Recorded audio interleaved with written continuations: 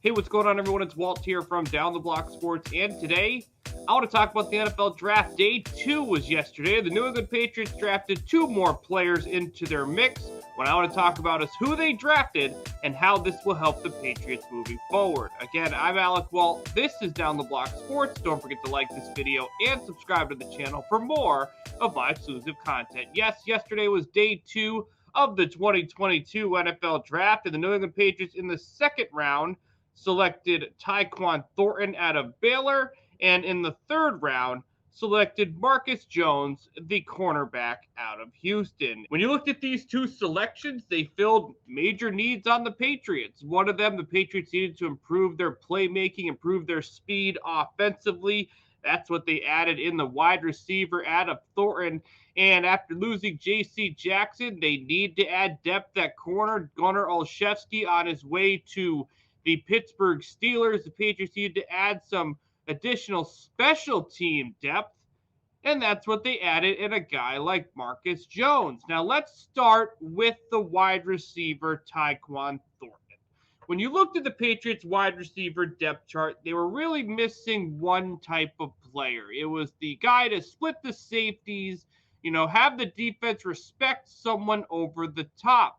You look at a player like Devontae Parker. He's the guy that does get down the field, has a big frame. Obviously, the possession receiver in Kendrick Bourne, mix of everything with Jacoby Myers, but none of them were that burner, that guy who can get down the field. We expected it to be someone like Nelson Aguilar, who a couple years ago was one of the better yards after the receivers in the National Football League when he played for the Raiders, but he didn't have the best year one. It looks like this is going to be his eventual replacement on the New England Patriots. Tyquan Thornton is the fastest receiver in the NFL draft. I mean, at the NFL Combine, he had a 40-yard dash time of 4.28 seconds.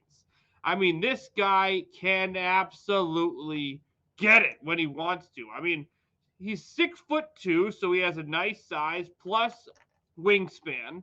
So he has great length for a wide receiver. His downside is he's 180 pounds, so he looks a little lanky. The reason he fell into the second round, because there's times he has inconsistencies with his hands. That's something he's going to have to work on when he works with Mac Jones in the NFL. But he was extremely productive at Baylor in 2021 with 62 catches for 948 yards and 10 touchdowns. So many draft analysts say there was a bit of a reach here.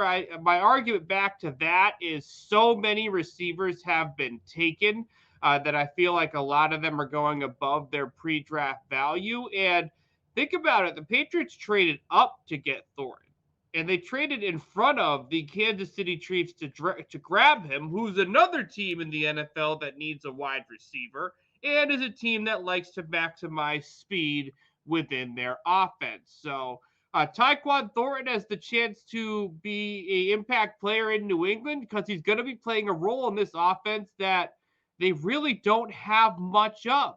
And this is huge if he can fit it in New England because, one, when you have someone the defense needs to respect over the top, it's going to open up the defense. Two, the Patriots offense is still going to rely on running the football. So if you have someone respect over the top, open the defense, it should open more running lanes. And three, it should make it a lot easier for Kendrick Bourne and Devontae Parker to play on the outside. Now, I don't think Tyquan Thornton, day one, is going to be someone who is this big play threat. Mac Jones is all of a sudden throwing the ball 40 yards over the defense to him on a 70-yard touchdown. I mean, maybe there's a play here and there, but let's be real here. That's not exactly how the Patriots run their offense, but they needed someone who could stretch the field.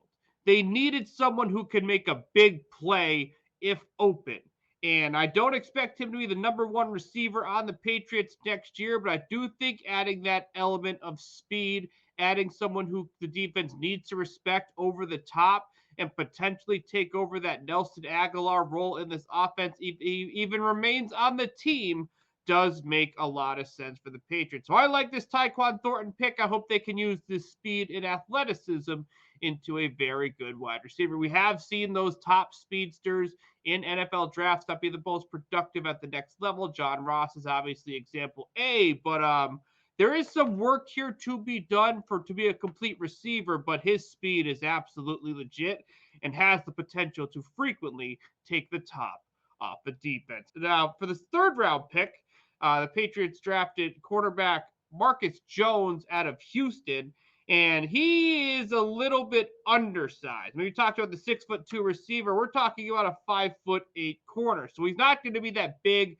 outside shutdown guy who's going to cover receivers that are larger than him and kind of glue to him there on the outside. He's more of a quick, athletic, physical for his size, but he's going to be someone that likely plays on the inside at cornerback than on the outside. I mean, let's be real here. You don't want someone 5'8" covering someone 6'4". I mean, the matchup just really doesn't make any sense. So he's primarily, when he gets the opportunity to play, I know Jonathan Jones won't be there for a couple games, and J.C. Jackson's on his way to L.A., so adding depth at cornerback does make a lot of sense. Now, one quick thing to note is Pro Football Focus tracked a quarterback rating against Jones in college, and it was a QBR of 53.5. So again, a little undersized, not your prototypical NFL cover corner on the outside that we drafted in the third round.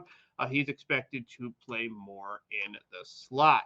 One last thing to note, though, with Jones is you may see him as a special teamer very early in his Patriots career. I mentioned Gunnar Olszewski early in this video.